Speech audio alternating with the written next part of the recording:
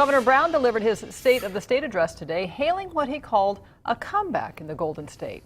23 ABC's Tim Callahan is in our live center tonight with how he's also praising Bakersfield tonight. Tim? Jackie, good evening. Sheriff Donnie Youngblood and Governor Brown have been at odds over immigration reform, but when it comes to the state's prison realignment program, the two not only are in agreement, but the topic stole the stage during the governor's State of the State address today, with Brown giving our sheriff some serious props. Take a listen. It was also inspiring to see the enthusiasm of Sheriff Donnie Youngblood in his efforts under realignment to work with probation, the district attorney, local judges, and the police to find new ways to deter crime and help offenders straighten out their lives.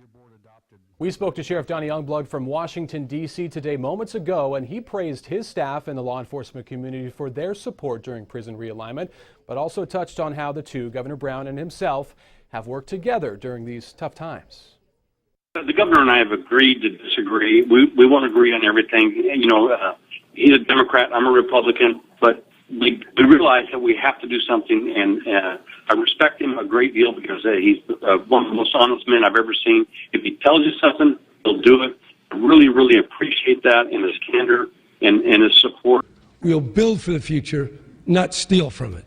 And more on Governor Brown's speech today. He talked about California's budget surplus and recent legislation that will raise the state's minimum wage to $10 an hour. The governor did mention the state still faces financial challenges, including $100 billion in pension liabilities for state workers, teachers, and judges, and the tens of billions of dollars to cover retiree health care and $65 billion for the upkeep of roads and other aging infrastructure. He also touched on the drought that's been going on as well. He closed his speech by sharing his vision for the future and saying, quote, "We will build for the future, not steal from it."